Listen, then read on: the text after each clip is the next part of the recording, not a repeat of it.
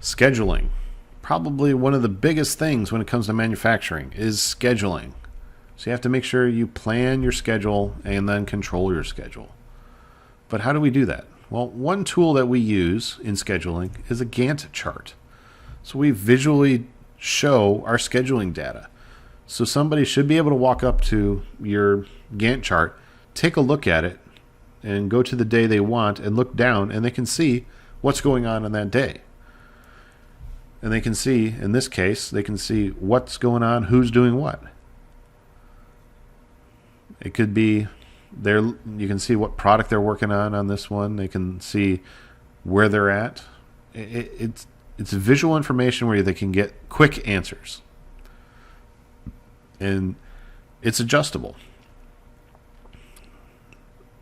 So depending on how flexible your schedule is, if there's any slack in your schedule, you might be able to adjust it left or right depending on things that might be unforeseen. So how do we prioritize our schedule though? Well, when we look at our orders, an order comes in, we have these priority sequence rules.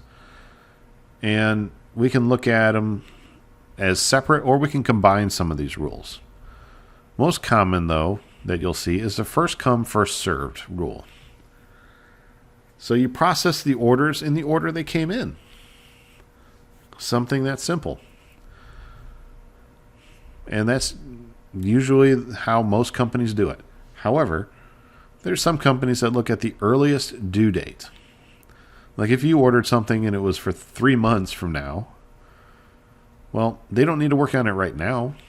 They can work on it in 2 months.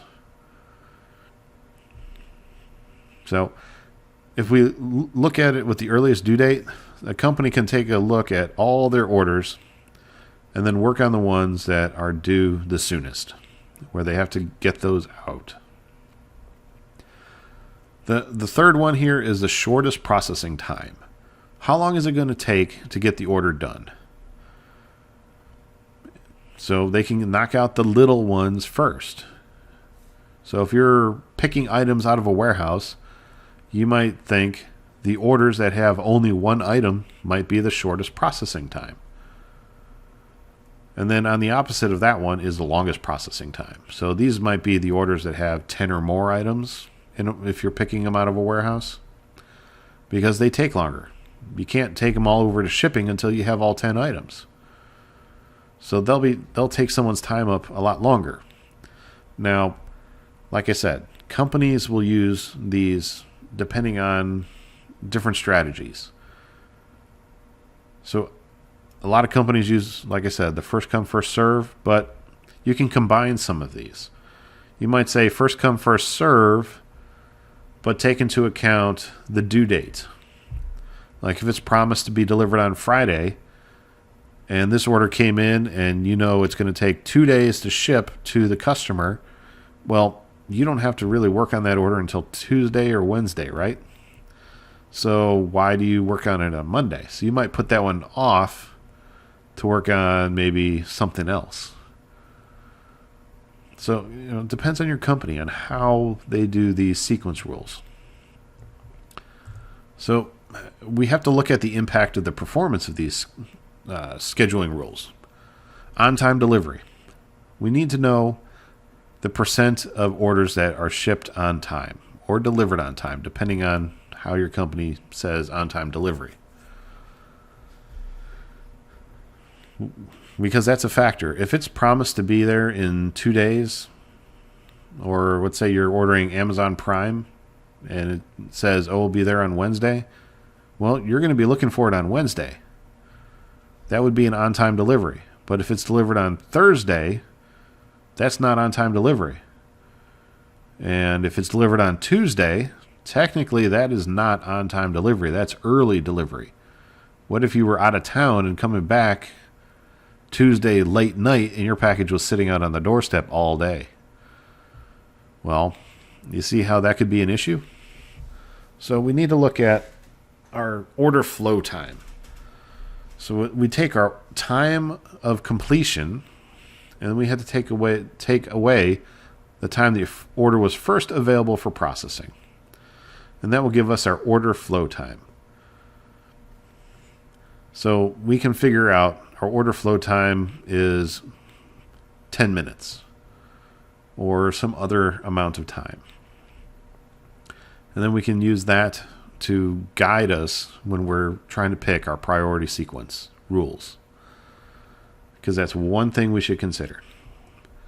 Now, we also have this thing called Constraints Management. This is based on the theory of constraints. So we need to look for the bottleneck. So we have to identify a system's constraints. For example, if our system can only handle so many orders at a time, well, that's a bottleneck. Or if we can only package so many shipments at a time or orders at a time, well, we have to exploit the constraint. We have to focus our efforts and resources on keeping this constraint busy. So we may try to do something to reduce the workload at the bottleneck. So you may think, okay, well, if we're packaging the orders, maybe we need another packer or another person to go running to the shelves to go get the order. Making all these decisions will definitely help us figure that out. And then we need to subordinate everything to the constraint. So sometimes we need to slow down everything else to the speed of that constraint. Like, for example, if we can't add any more packing stations because of whatever reason, maybe we need to slow down the order pickers. That way they don't have orders building up in front of the order packers. Then we elevate the constraint. So this is actually where we would increase the capacity of the constraint. So the exploit the constraint, we're going to take a look at it and making sure that it doesn't stop. But elevating it, we need to look at ways to improve efficiency and the capacity. And then finally, number 5 here, prevent inertia. Or, under the theory constraints, we would go back to number 1, look for the bottleneck again. So this is a continuous improvement. We're trying to get better and better and better by removing these bottlenecks. Now, there is a diminishing return every time we do this. So there's going to be a point where you just can't make the process any better because there's either the brainstorming is kind of gone dead because no one else can think of anything new, or it's just there's not enough money to do anything, or there's a new priority that everybody has to get to. There's lots of different options that or situations that come up that may need you to go in a different direction. But you just remember that the theory of constraints, or this constraint management, is something that you can do in your daily life. Like, for example, the PRT at the university. Well, during certain times of the day, it's extremely difficult to get onto the PRT. But have you ever thought of taking the bus? Or maybe some other method to get over to the other campuses? I don't know. It's something to consider. And maybe we need to talk to whoever runs the PRT, the actual people there, and maybe they can throw some more cars on the line. But can that even happen because of the constraint of safety? There's a lot of different options out there.